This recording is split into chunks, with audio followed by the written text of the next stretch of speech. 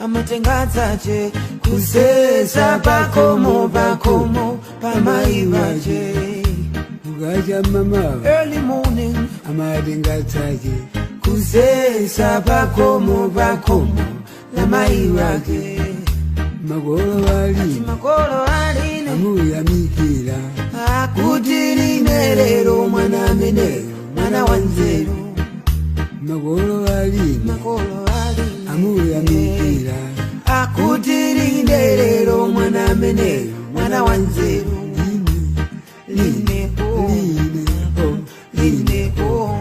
uyu linde lero mwana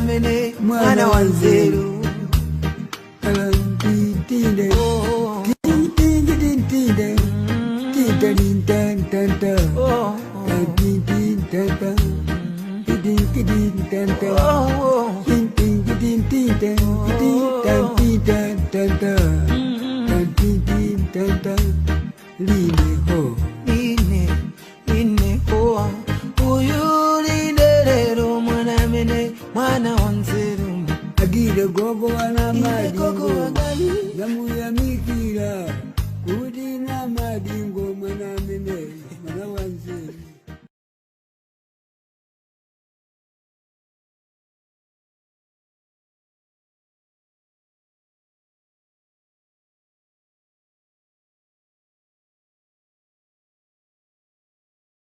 Welcome to today's live. Welcome to the Edinburgh Interfaith Association's Live for Today. We were answering questions on racism that we've received from school children here in Edinburgh.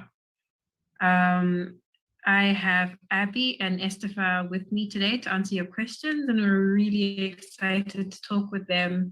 And could you guys just introduce yourselves and tell us about all the cool things you're doing in life and everything? I guess I can go first. So my name is Estefa. I'm a second year PhD student studying physics at the University of Edinburgh. I did my undergrad and my master's at Edinburgh University as well. So I've been here for a while. And I've been a part of various initiatives within physics and outside of physics. I'm currently co-organizing STEPS, which is a Syrian refugee tutoring program for secondary school teenagers. And I'm also heading or starting from scratch the BAME Physics Network, the university. So it's just a chance for BME students in physics to get together and form a community. But yeah, and I was also part of Coexistence for a while. Nice. Thank you for that. Abby? Yeah, so my name's Abby. I'm a medical student, actually in the University of Dundee, but I'm linking with you guys today. I'm also part of a group called Rebreak, and what Rebreak is really passionate about is just allowing Black people and people of color to flourish in what they do, and allowing people to have the opportunities to do things that they really love, they really enjoy. That's awesome. Thank you. My name is Lindue, and I'm doing my master's in Africa and International Development here at the University of Edinburgh. So I was thinking, let's just delve in because we have a lot of really good questions to talk about. Okay. So the first one, and one I'm also interested to hear the answer for because I haven't been in the UK for a long time, is racial discrimination a major issue in the UK in 2021? It's a big question. Yeah. Would you like to start, Estefa? Oh, okay. I can go first. It's a huge question. The short answer is yes. There was a recent investigation done by the government, and they released a report that said no. But the short answer is yes. There's been a lot of government inquiries, a lot of charities, and a lot of organizations that have said otherwise. And history tells us that that's the case, including present day statistics. So when we look at statistics on employment, when we look at statistics in university on attainment, so university students' grades and their likelihood to get jobs after university, when we look at employability, when we look at incarceration rates in the UK, all of those statistics point to the fact that racism is definitely still an issue within the UK in 2021. Now, it doesn't mean we haven't made progress in some form or another, but we still have a very, very long way to go before we can achieve any form of equality between races, in my opinion.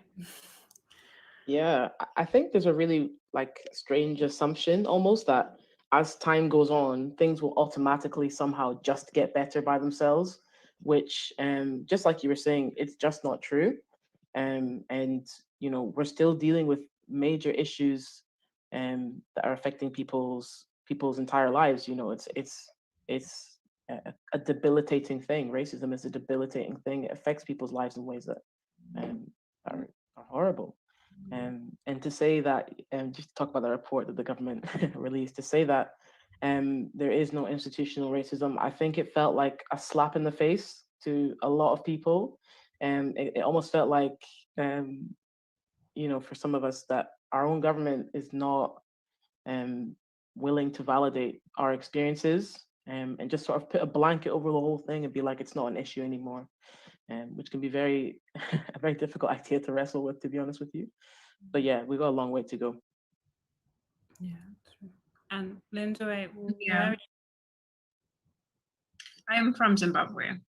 Okay. And it was very interesting because coming here, I was very aware that for the first time, I was going to be in the racial minority. So I was very interested to see if there was a difference between being in the racial majority and being in the racial minority.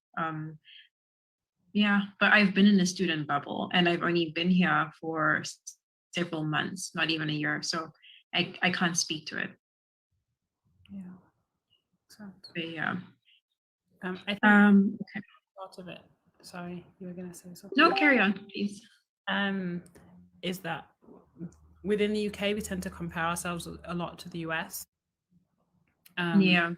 And so we almost let ourselves off the hook, or we give ourselves a pat on the back because we think that we're doing much better than the US. And I actually think the only major differences between us and the US in terms of racism is that they also have a gun problem. Yeah.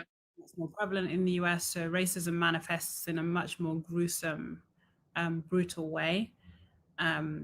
But it doesn't mean that there is less racism in the UK. And I think it manifests in different ways. And we actually do see that Black people in police custody in the UK, the rates of abuse or maltreatment in custody the discrepancy is almost just as big as in the US. So I think because we have that comparison, we tend to think we're doing okay, but that's not always the case. And I do wonder how the investigation was done by the government, because, you know, there are a lot of microaggressions that people don't. Microaggressions are hard to see unless it's towards you. So onlookers might say, oh, there's no racism. But if you are on the receiving end of the microaggression, it's a very real and everyday issue to you. I think, you know, what you were saying there about seeing it as well. I think that sometimes we can be trapped, like you were saying about being in a student bubble. I think we can be in our bubble sometimes, and sometimes people can struggle to see what life is like outside of their own bubble. And so when people hear about racism, and most notably actually in the last couple of years where the issue of racism has been more prevalent in media, I think people's eyes have been somewhat open, which is a strange concept for people who've experienced racism for a long time, that it's now that people's eyes are open. But again, yeah, just being able to see the issue and being able to have it in your proximity, to be close to the issue, is something that is quite important, and it influences how people see racism. Because a lot of people, if you're never around people who experience racism, you're not going to think there is any. You know what I'm saying? So yeah, exactly. That kind of colors your view of what racism is and how it manifests itself. Yeah, that's true. Okay, the next question we got was, under Home Secretary Priti Patel's new plan, people who reach the UK irregularly would be criminalized or sent to third countries. Where do you stand with this concept? Abby, you want to go first? I have to choose my words carefully here. I just think it's very funny that in the same, let's say, 6-month period, we have this government report saying there's no racism, no institutional racism, and then this policy coming out. It's laughable. It really is, because there's such a clear level of discrimination and such clear levels of intolerance that is almost just it's just people are behaving like it doesn't exist, and behaving as if it's not a real thing, it's not a real problem. And then you've got, you know, our Home Secretary saying this and putting out this policy. It's, yeah, I'm gonna end my statement there before before I say anything. But yeah, it's like I said, if you don't laugh, you'll cry. Like, it just doesn't make any sense. Yeah.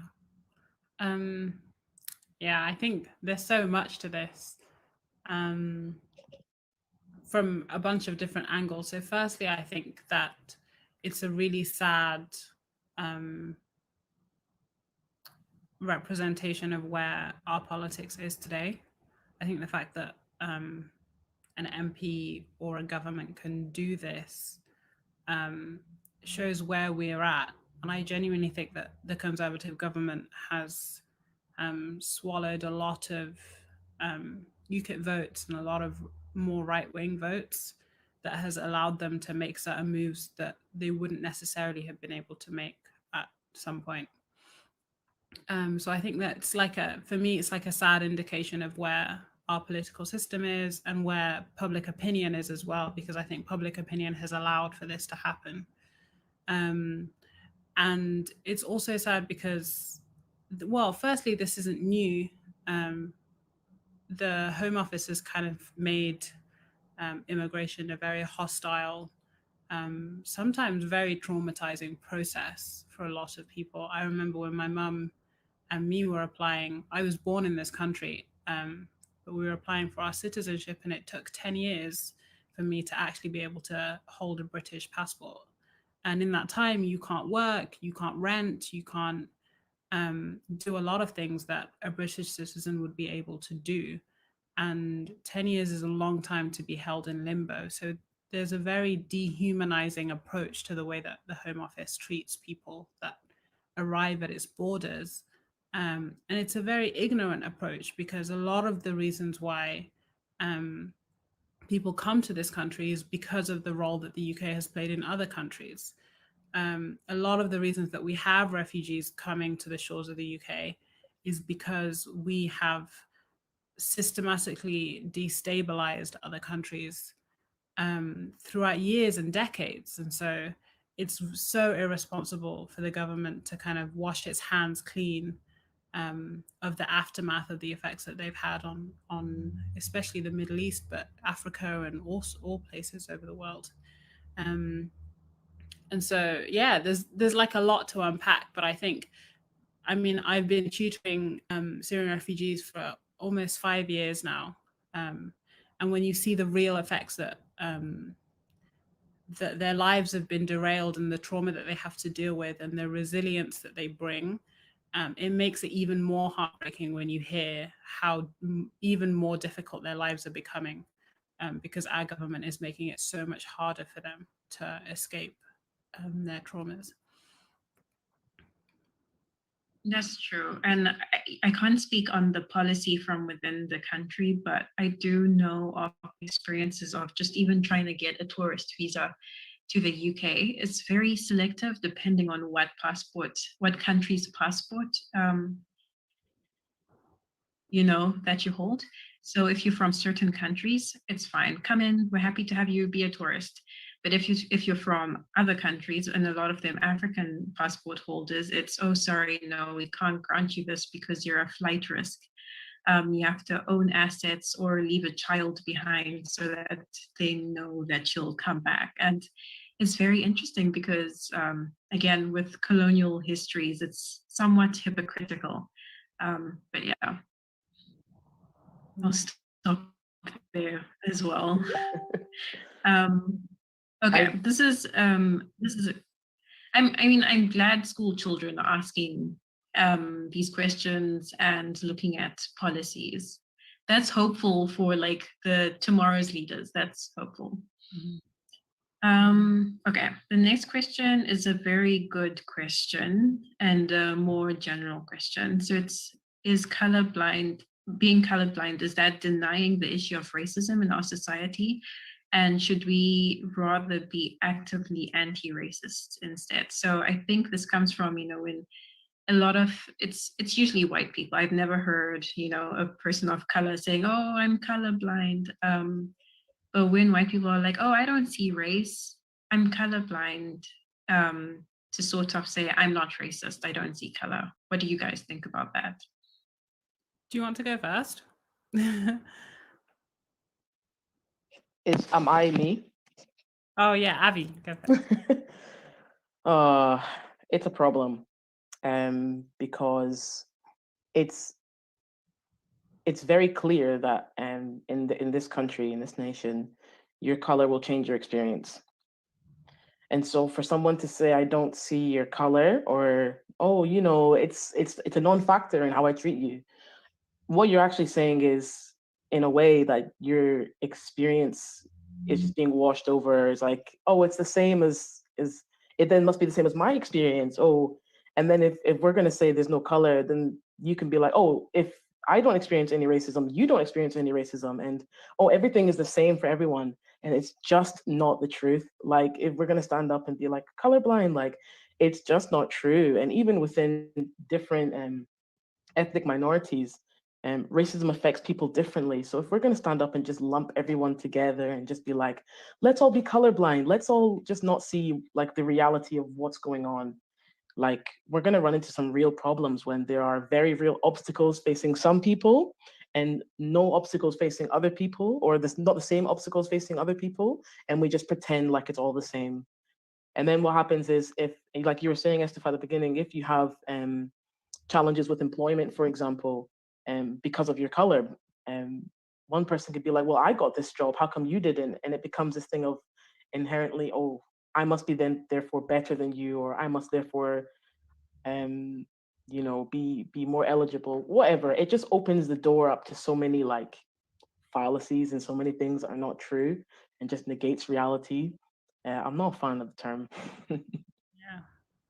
Yeah, I think I genuinely think that color blindness is the biggest tool that institutionalized racism uses in British society. Because when we say we're colorblind, when we say, oh, we see everybody as the same, then the question I always ask is same as what, right? And same as what, the answer is same as white. So we're actually just seeing everybody as white, which is problematic because people aren't white and they don't get treated as such. And so there is no neutral middle ground. It's not like we see white people as something else and we see people of color as something else. That doesn't exist. It's just that we are, as a society, we're choosing to be lazy, and we're choosing to ignore differences and just say, well, we'll just treat them like we would treat each other. And that's really problematic. And I think I was listening to this video from, I can't remember her name, but the woman who did the blue-eyed, brown-eyed experiment in the US. And for those who aren't familiar with the experiment, it's basically an anti-racism experiment where she puts people who have blue eyes and people who have brown eyes in the same room, and discriminates against them, basically, and discriminates specifically against blue-eyed people, just as like a social experiment of what racism does to people. But she talks about how we don't really do this to any other sector of society. We don't see disabled people as able people. We don't go to doctors and say, oh, well, I don't see your broken arm. I don't see the fact that you have cancer. We don't treat people of different ages the same. We treat 90-year-olds as 90-year-olds. We don't see them as young. And so we don't see women as men, because that would make no sense from any perspective in society. And so there's, it's just interesting that it's something that we do with race, and it's also very detrimental because we basically choose not to face the issues that these people are going through, which is really detrimental. So yeah, colorblindness is not something that I like, but it's something that I went to school basically experiencing. My entire school, my teachers, my university that I'm at now, people love to be colorblind. And sometimes they think that they're coming from a good place, but actually it just completely negates your experience. Could I ask a question? Yeah, it's almost oh, go ahead. Sorry, just as for like what you're saying about the school system and growing up in the school system and with colorblindness, because I also grew up in the UK. Yeah. And being Black in a school with very little diversity as well. How do you think like colorblindness like manifests itself, or like racism in school manifests itself? I think it's a form of violence, to be honest, in the most like to the point way to put it. I think it's dangerous because when you're a Black kid in primary school, that's kind of when your brain is forming, when you start forming a lot of the connections in your brain. And so to experience racism at that age really forms who you are as a person, and it formed who I was as a person. And to not only experience racism, but then to be told that you're the same as everybody else is so detrimental to your brain, because you're constantly thinking, well, if they're saying that I'm like everybody else, but I feel like I'm being treated differently, and you never are able to distinguish what's reality and what's not. And it's so much less traumatizing if you're told that you're different and that discrimination exists and that life will be harder if you're Black. And to be faced with that as a child would make so much more sense than to constantly say, oh, everybody's the same. But knowing that as a child, your experiences have always been different.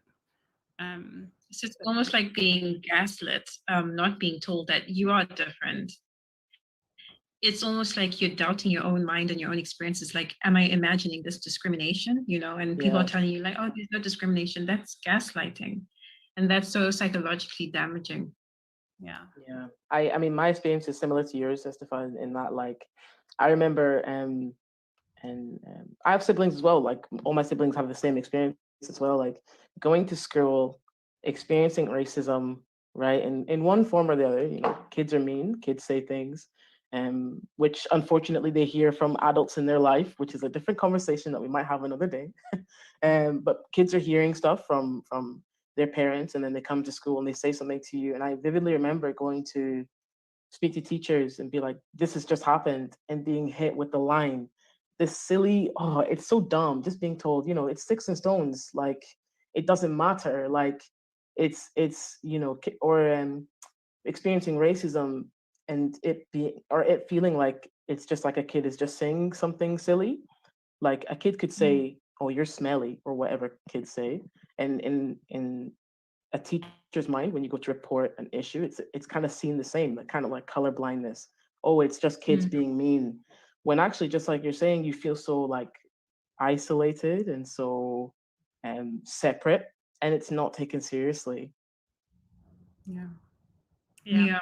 I mean, I feel like if I were that teacher, that would have been a good opportunity. I think racism and the history of racism and present day racism should be, age appropriately taught in schools. Because I think people do like to assume that children are pure and, they don't see color, but children can be really mean, especially when they take after their parents. So I do think schools should play a bigger role in teaching about racism and why it's wrong. Because even I had racist experiences in school. And back then, I didn't really register that it was racism because I wasn't taught. I just knew that it made me feel bad. But then in retrospect, when I knew what racism was, it broke my heart, and it continues to break my heart over and over again. And I kind of wish I knew what it was back then so that I could have stood up for myself. I do wish I could have stood up for myself a little more rather than just agree to be bullied.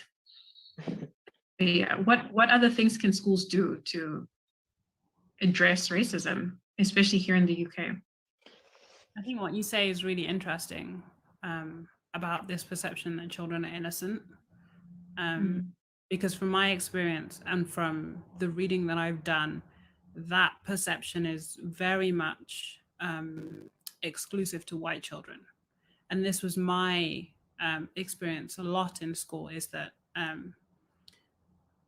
when racist behavior was directed towards me, it was very much brushed under, like, oh, they didn't mean it, or oh, it's just a kid being a kid. But I was treated like a very aggressive child, and seen as always older than my age, and always more mature and more accountable for my actions.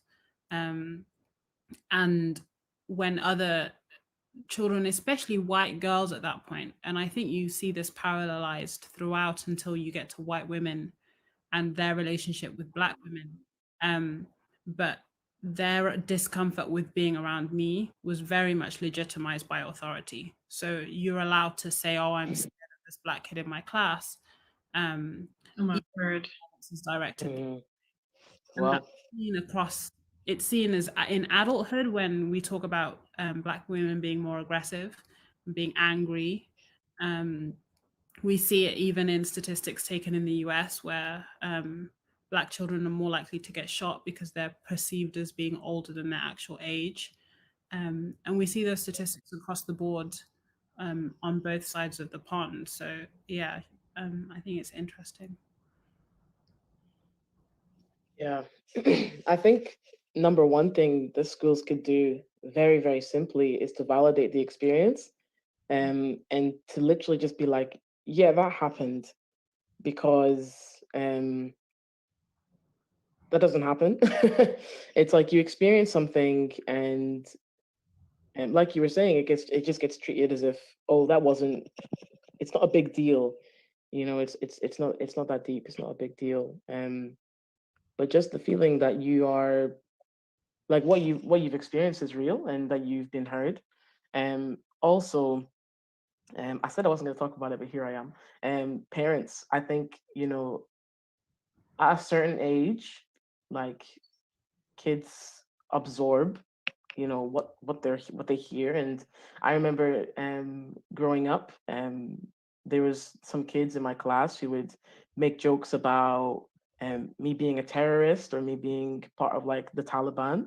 And I was like, which 8-year-old kid knows about the Taliban? Like, do you know what I mean? Yeah, Like that is true. this is so like you can I tell that get this that is, from. yeah, like this has been fed to them through something. Somebody has been telling them something about black and brown people being a threat or being this or being that. And I think that is, especially with kids, I guess at a certain age, I guess as you get older, kids, you know, you people behave in a different way. But at a certain age, when you're very young, you know, a lot of that is just being absorbed by parents. A lot of that is just, you know, Yeah. um, people, you know, kids hearing stuff in earshot, and the media, the way the media portrays as well, black and brown people, um, and being like fed that narrative for so many years. Like, Yeah. of course, they're gonna see it like, um, come out in kids and in school. I think that's why it's important for schools to actually actively teach about racism and why it's wrong, because some kids, they just do have really terrible parents and that cannot be relied upon to teach them good morals and good values. So at least if they come to school and are taught right from wrong, there's a fighting chance that they can choose, you know, to deviate from their parents' mindsets. But but yeah. Okay, let me. Oh, okay. So still on the same question, we've talked about color blindness. Um, the second half of the question is, you know, being neutral in the face of racism versus being actively anti-racism. What's the difference between neutral and actively anti-racism? And should everyone be anti-racism? Linda, do you want to go first? You usually go last. Yeah, you know, there've been so many quotes that I've seen that, oh, you know, at the end of the day, you're not going to remember the voice of your enemy, but the silence of your friends. So if you if you're against racism, it's not enough to just not be racist. Because I think if you see a racist act or if you see microaggressions or a situation where you see, say you're a white person and you see someone on the receiving end of racism and you don't say anything, you're part of the problem. You're part of the the audience that allowed the racist person to perform. So you do have to be anti-racist to not be racist. I completely agree with that. Yeah, I agree with that. Yeah, I would add to that and say that actually,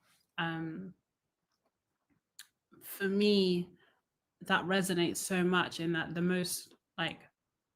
the things I really do remember and the most upsetting things about racist incidents is the fact that my friends said nothing, or the fact that the environment allowed for it.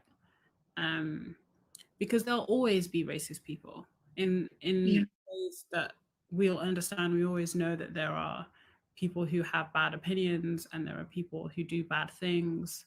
But that's not the actual issue for me. The issue is the fact that the environment allows for it, and the majority of people don't see issue with it or are silent. And so, yeah, I think to be anti-racist, to stand up to it, but also just acknowledging that to be white is also a color. And that's a big part of being anti-racist, is to not only put the onus on people of color a lot, on Black and minority ethnic people, to fight for their rights,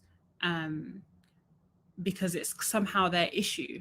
But if we see this as a two-sided problem, and that white is also a color, and it's an active, then it forces a lot of people into the conversation who have kind of opted out because they feel like it's not really their thing, or they're not part.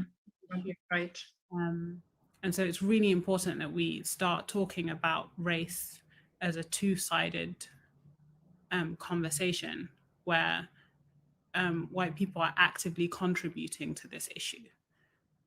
You are active regardless of what you do. Even if you are silent, that is an active step to in one direction or the other. And we didn't really have that understanding for a long time until, for me, the Black Lives Matter movement really made that stance of saying silence is violence. It's been like a fairly recent thing, at least in my life. Yeah, I mean, I'd love to see more panel discussions like this one, which includes white people, because I think a lot of the conversations is white people saying, okay, Black people talk about racism, but white people need to talk about it as well, because if there were no white people, then racism would look different. Like the reason racism exists is because there are different races. So we need different races in conversation with each other, not just us talking to each other, because we all know.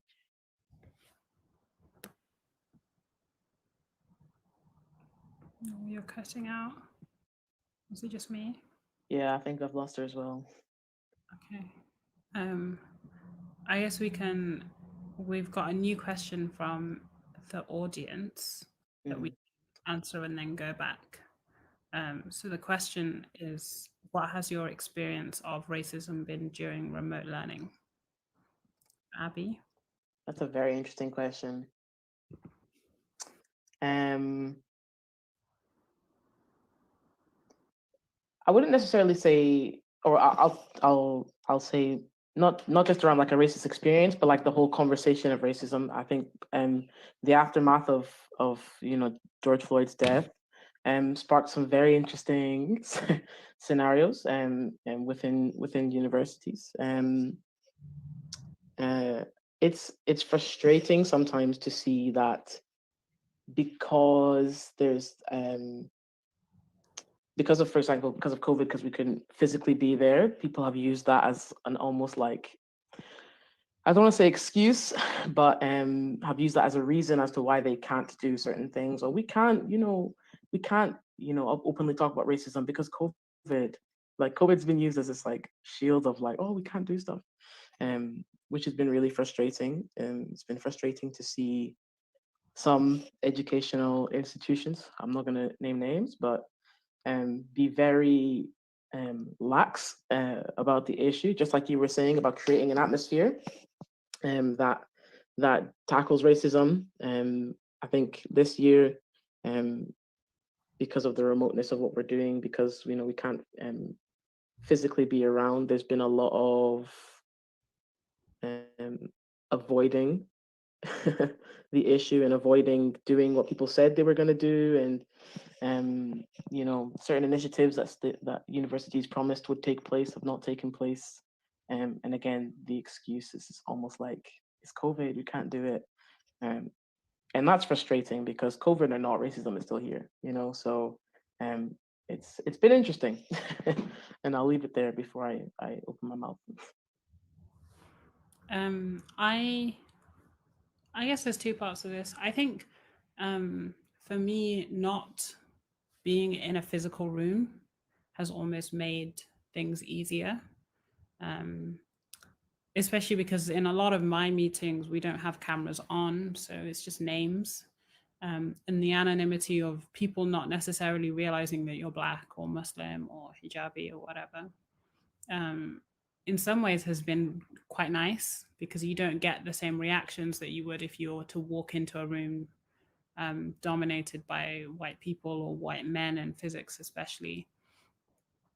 So that's been quite nice. The flip side of that is that a lot of the support networks that we're used to accessing as people of color and BME people are now much harder to access. It's been much more isolating and the communities that I'm used to seeing face to face, I haven't been able to get as much support from. And so for me, it's been swings and roundabouts. Mm. Are you back? Yes.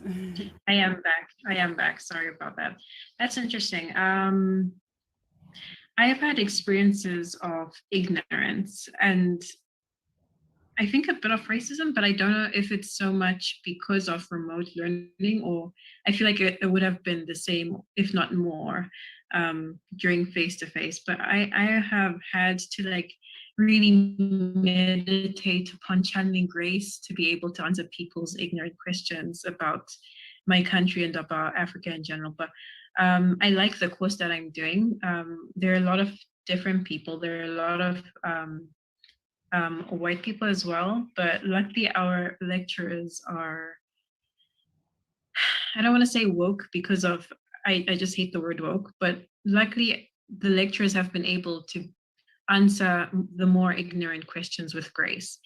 And so I haven't had to do a lot of it, but I have had to check some of my peers online. But I guess it comes with the territory, and I just need to learn to be more gracious. But yeah. Okay.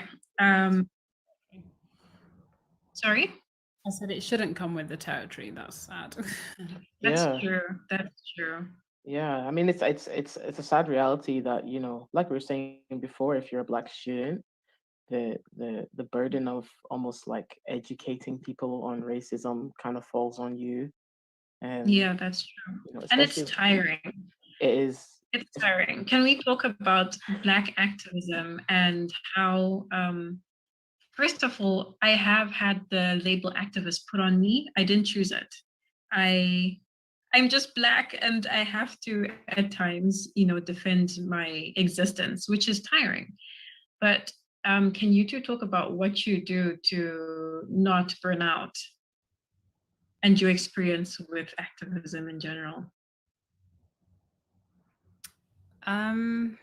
Yeah, that's a really, especially in the last few years. Yeah. I think I would say from a general perspective, I think it's unfortunate and unfair that our white counterparts generally can focus on physics and put in a lot more time on that. And I am almost forced to divert some of my attention and brain power elsewhere. And it's not really a choice for me. It's forced upon me because firstly, I need to put in the groundwork in my own environment to make sure that I survive.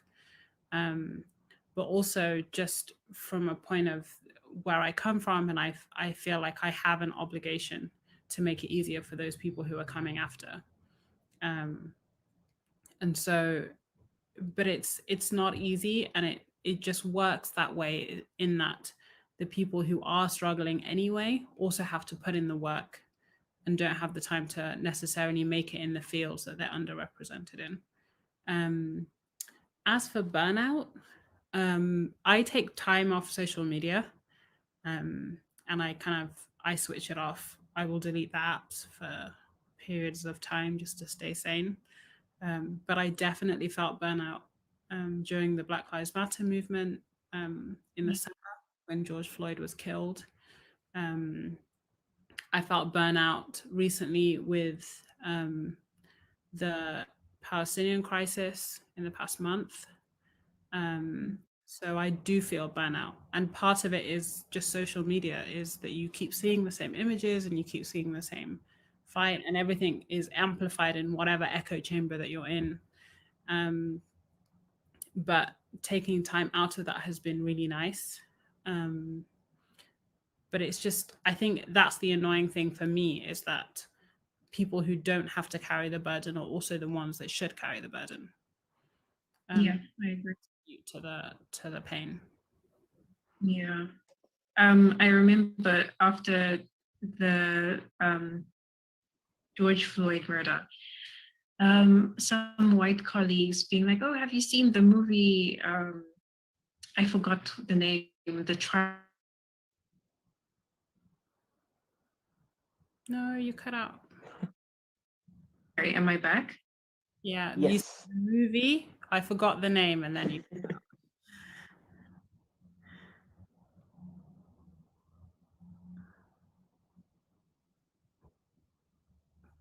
Is she gone again? Having.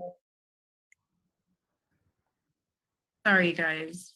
No, it's fine. I think you're. Okay. Okay. White colleagues recommending Black trauma documentaries and films to me as if to be like, hey, we're watching this, you should watch it too. And that sort of burnt me out because I don't need to watch that because I know what's happening. Those films are for you to educate yourself and your friends. But yeah, what about you, Abigail? How do you deal with burnout? The dealing with burnout part, for me is we're still figuring that out. It can be difficult. I mean, just generally being Black today, and almost like feel like you are, sounds, this is the truth anyways, but like feel like you have to prime yourself and feel like, oh, I'm just gonna have to get ready if something happens today, if somebody says something, if somebody does something, I have to like emotionally prime myself. But specifically during Black Lives Matter, I completely understand what you were saying, Lindy, about um, being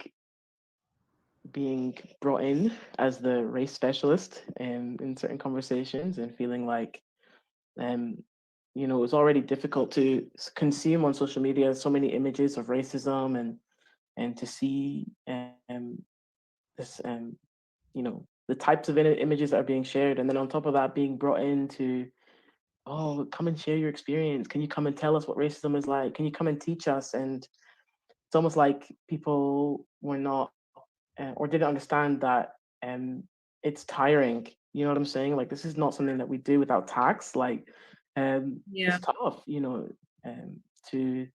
to not only see images of racism and stories and experiences, but also hearing people like discount those same experiences and people's on the other side of the fence being like, oh, that's all, it doesn't exist. Racism doesn't exist. And almost having to, like you were saying earlier, Estefa, kind of stand up for your own existence and stand up for your own experience. Yeah, it's exhausting. But yeah, the burnout part, I haven't figured that out yet. And I think also the exhausting part of it is probably just over time you start like seeing yourself as also just a political act more than a human being. And I fell into that trap a lot of seeing my entire identity from the lens of the discussion that was being had at the time. And it really like erodes some of that humanity of just being like, well, I'm a normal person. But everything becomes politicized, which takes a toll. Yeah, it does. It does. Okay, I'm going to move on to the next question is, have we done enough to right the wrongs of the past and educate people about these wrongs in order to stop it happening again? It's a very loaded question, but a very good one. What do you think? Do you think there's enough been done? I'm coming from a completely different context from the two of you, coming from an African country which is only 40 years out of colonization. And I completely do not think enough has been done to right the wrongs of the past. I don't think there's even been an acknowledgement of the extent of the wrongs that have been done. And I think to a certain extent, present day leadership in reality in my country is because of colonization, but people aren't talking to that. People are being like, look at these bad people, but who created the monsters? No one's talking about that. Like, until we deal with something from the roots, from the seed, we can't keep like trimming leaves and hoping things will get better. So I don't think enough has been done. I mean, let's even look at our curriculum. I did not learn about the colonization of my country until I learned it by myself in university. And we do the Cambridge in my school. We did the Cambridge curriculum. Nothing about that. So let's start with an acknowledgement. Just saying. Amen. I couldn't agree with you more. Oh man. I mean, in the last couple of months, almost a year ago, we had the End SARS process about police brutality in Nigeria. And I think people looked at that and they were like, oh, look how bad the police are in Nigeria. It's so bad, without realizing that it was actually Metropolitan Police who trained these guys. You know, it was the British influence that created this problem. And we were just chatting earlier about how there's a lot of problems worldwide that this nation has dipped their fingers and put their hands in situations and made a mess, and is now being like, oh, we don't have anything to do with it, or it doesn't have anything to do with us. I mean, come on. I mean, how many nations did the UK colonize? How many nations did the UK exploit? How much of the world's history was the UK a part of in a negative sense, and how little do we know about it through our education? It's actually like it's heartbreaking, because, like you're saying, a lot of the issues that are being experienced worldwide today are linked very, very closely to this country's involvement. And so to kind of pretend like it didn't happen is painful, to say the least. Yeah. I think I'd like to approach this from a school perspective, and you're right, I didn't learn about colonialism either. And I learned about slavery in a very, very superficial way. Slavery was bad. We ended up being good and ending slavery. That was kind of the story. And so, but I also think that it's like what we get taught in schools about Britain's history and Britain's present influences everything. It influences policy, it influences public opinion. And I almost think that it's done on purpose, that there's like a state decision to stop kids from learning about the terrible things that the UK has done in the past. Almost just as an unburdening of their children, but also it means that we end up getting people who are anti-immigration. Like the anti-immigration sentiment in this country is directly related to the fact that nobody learned about colonialism. Because I feel like if people learned about colonialism, there would be an understanding of why we have so many South Asians in this country, why we have so many African people in this country, and just like an almost humility of knowing that a massive part of the diverse like country that we have is born out of the fact that the UK went and colonized pretty much most of the world.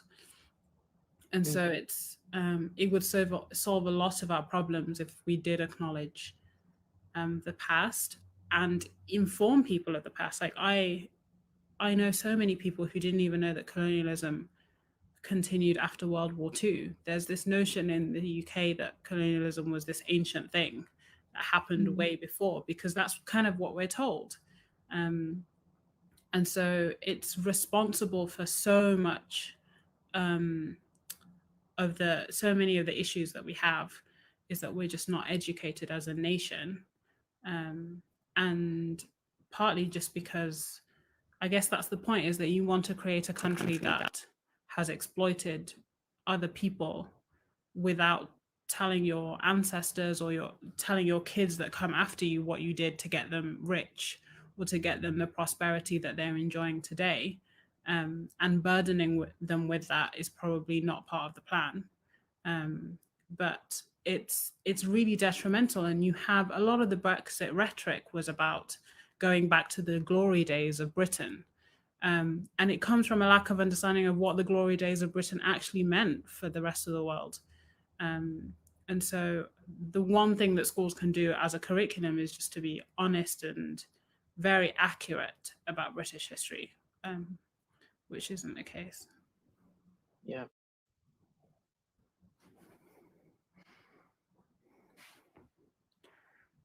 I think Linda is cut off. Yeah, I think she's gone again. I guess we can move on to. Are you back? I am. Sorry about that.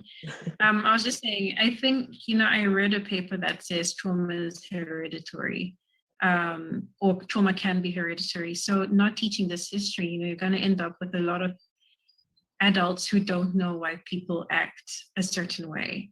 And I think, teaching real history is not, finger pointing or shaming people. It's knowing the facts to make better and more informed decision for a more equitable and equal future. But yeah, okay. I'm going to move on because we've just had such a great discussion, and we do have a few questions left. There's one that says, if we don't see difference, life will be boring. Should we not get better at celebrating difference instead of fighting because of it? I'm going to have a short answer to yes, we should be celebrating differences. Yeah. Yeah. Yeah. That's my take on it.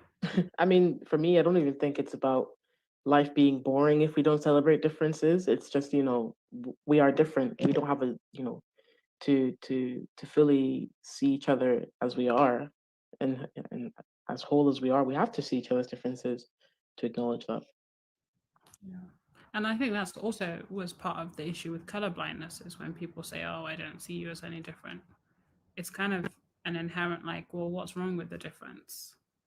Why? Yeah, exactly.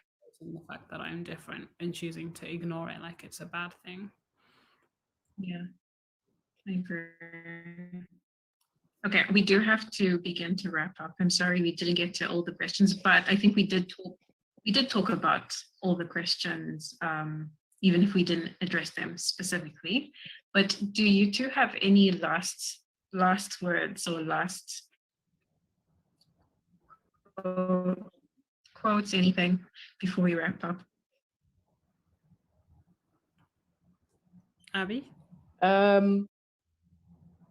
Yeah, I mean, like we've been talking about, we still have a lot to do in terms of racism and discrimination. But I know for myself, it's easy to get discouraged and to feel down. But there is still hope for change, and I think we need to hold on to that hope. And sometimes it can be difficult when there's a whole lot of foolish rhetorics and all of this going around, but there is still hope for change. And if we're having conversations like this, we should keep doing what we're doing, encouraging people to have conversations that challenge their mindset. Yeah. Thank you. I would say that it's really important to remember that, firstly, it's really important to educate ourselves, and for white people to educate themselves. I think that's the key. And to have an understanding in this country that being white is a cornerstone of racism. And so just so that the burden isn't on people of color to actively fight it, it's a two-way street. And it's really important that if both sides or both groups of people actively work towards an anti-racist future, we would save a lot of years. We really would. We would save so many years if the people in power were making the same strides to the people who had less power. That's true. I agree. Thank you both for your time and for being here and for this really riveting conversation. And thank you to anyone watching. Thank you. Bye. Thank you.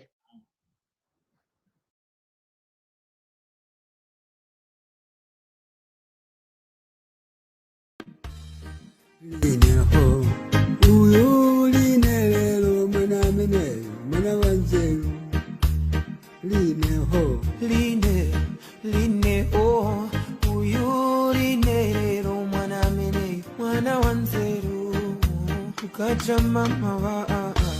amatengatsache kusesa pakomo pamaivache ukacha mama early morning amatengatsache kusesa pakomo pamaivache makolo aline amuyamikira akuti line lero mwana ameneyo mwana wa nzeru makolo aline makolo aline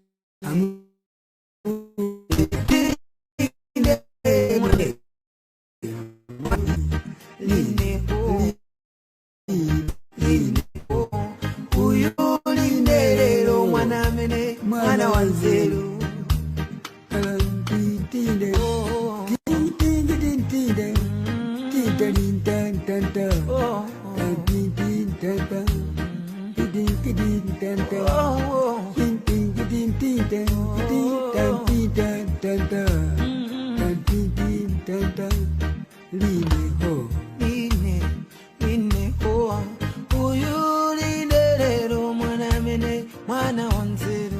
agire gogo wana madingo zamuyamikira kuti na madingo mwana mene mwana wanzeru agire gogo wana madingo zamuyamikira kuti na madingo mwana mene mwana wanzeru simukuna mago tawiri namwe awizina ni malota ine bambo wanga tandisiye ndasalandeka tawiri namwe awizina mbweni malota ine bambo wanga tamwalira ndasalandeka gondo mama gondo une mama mwe Gondo une mama mwe. gondo mama chalamanda tafera mwenda we kondo mama kondo une mama mwe kondo mama chalamanda utafera mwenda we